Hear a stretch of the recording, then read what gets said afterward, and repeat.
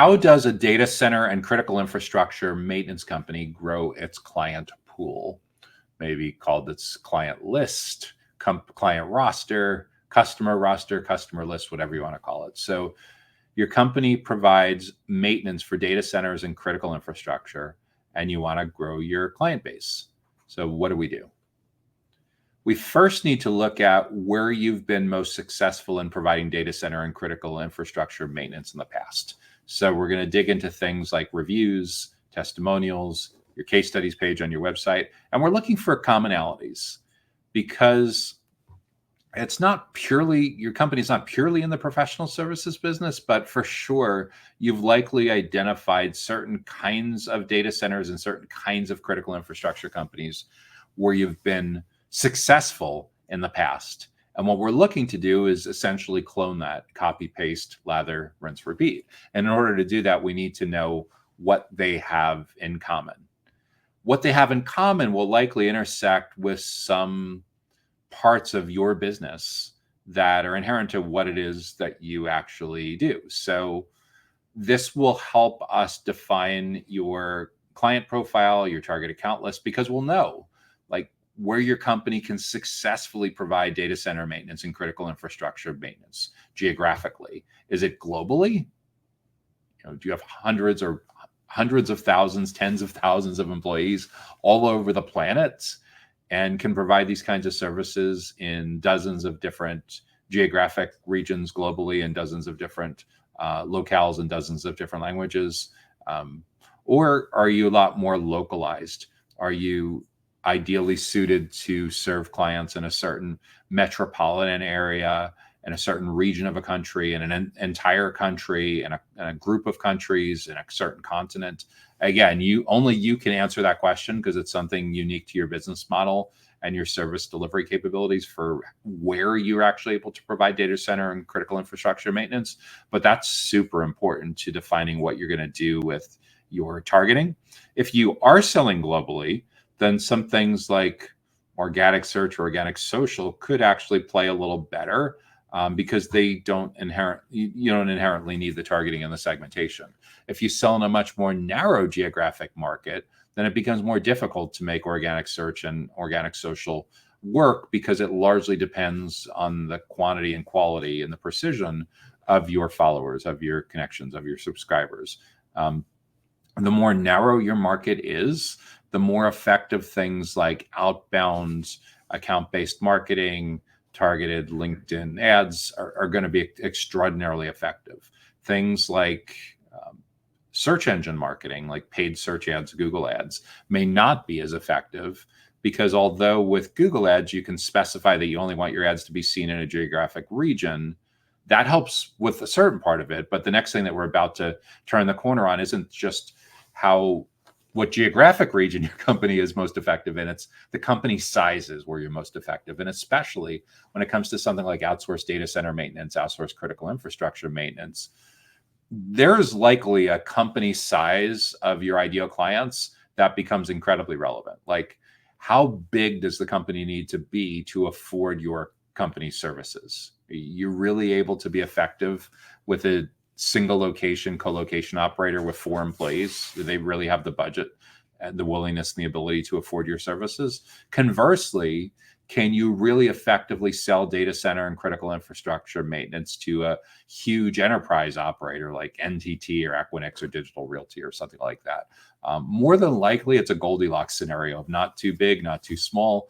You'll ultimately need to define the band, the range of company size, employee size. And the challenging part with all this is in the data center industry, people first and foremost are thinking of like square footage and megawatts of power and density. The reality, though, is when it comes to sales and marketing and using tools like LinkedIn, they all run based on a certain amount of employees. So at some point, you'll need to figure out like what the rough equivalencies are for who you're actually targeting. I suspect working with similar kinds of businesses like this in the past, that 1,000 plus employees may be to the point where it practically falls off the cliff, where it's nearly certain that the companies are providing are doing these kinds of functions in-house. Below 10 employees, they very likely don't have the budget to afford you. So you're left with potentially a band of like 10 to 1,000 employees, but you'll probably tighten that up over time as well. So once you know that, then you're able to build out a target account list of companies, a couple dozen, couple hundred, maybe a couple thousand companies at the most, that look like a fantastic fit for who you'd want to be doing business with. From there, you can look at the individual kinds of people that you need to be building relationships with to educate and build trust with over time.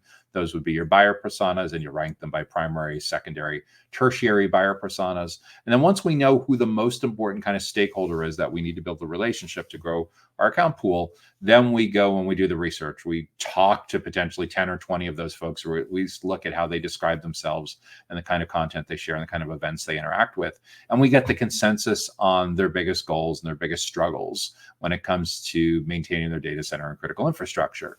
Once we have consensus on that, then we're going to go about building a content and events calendar where we can show up, our entire go-to-market team can show up as early as possible and as often as possible to educate and build trust with those potential clients. Because in a world where 83% of a typical buyer's journey is now over before sales contact, if we don't get in early, we're going to be practically invisible. In other words, we're just a non-factor. We're not going to be considered at all. And if they do manage to find us at the absolute tail end, the only thing that could possibly, and this is a very remote possibility of winning them over, is by severely undercutting the competition. But that's a race to the bottom. You're going to destroy the profitability of your company. You're going to demoralize your employees. It's much more practical to realize that, okay, there's quite a bit of subject matter expertise in your company. Now we need to take the really smart, really experienced people in your company, and we need to get them in as early as possible and as often as possible, so your target accounts, so the most important buyer personas at your target accounts, recognize your team as the go-to experts in your space.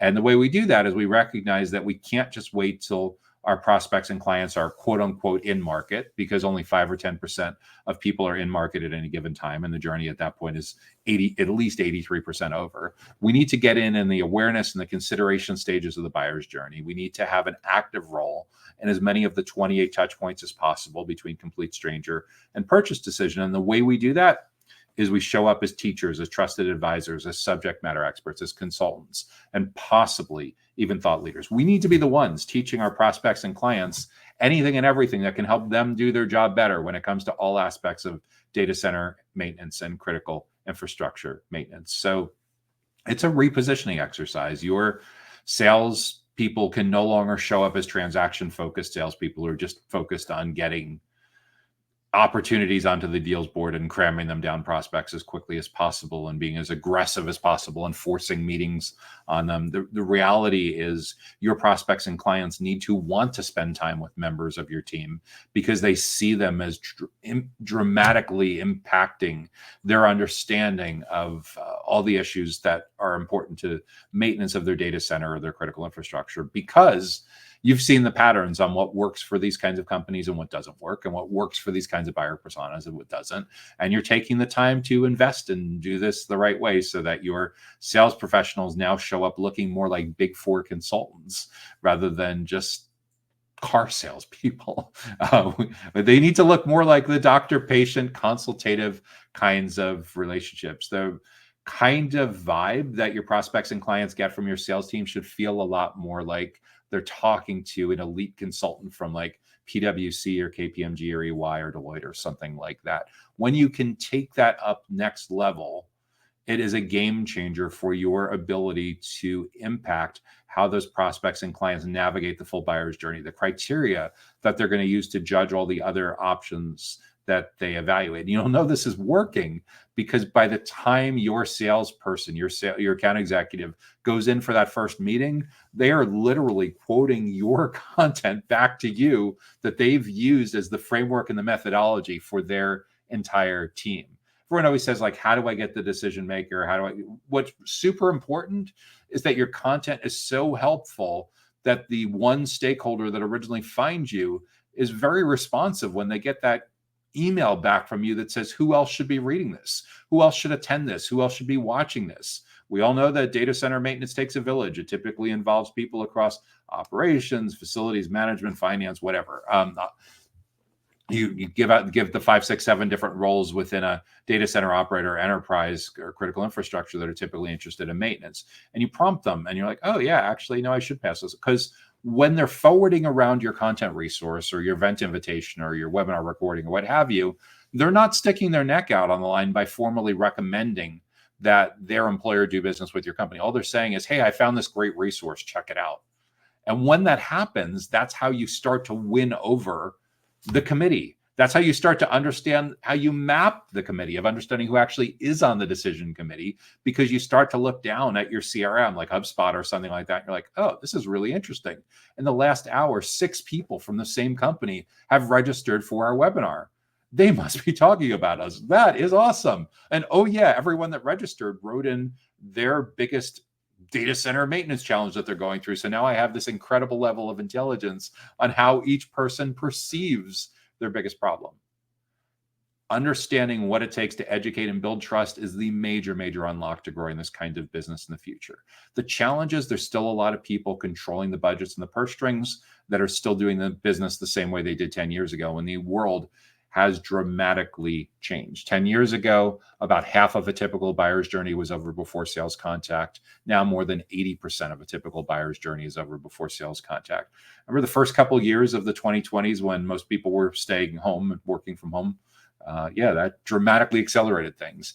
As baby boomers retire and the decision makers are flowing more down to Gen X and millennials, and in some cases even Gen Z, you can be sure that there's a lot more self-propelled, self-driven research that's going on. So the question is, what is your company going to do to make sure that you get in as early as possible, as often as possible, and are seen as the go-to experts in your space when it comes to anything and everything having to do with data center maintenance and critical infrastructure maintenance? The ball's in your court.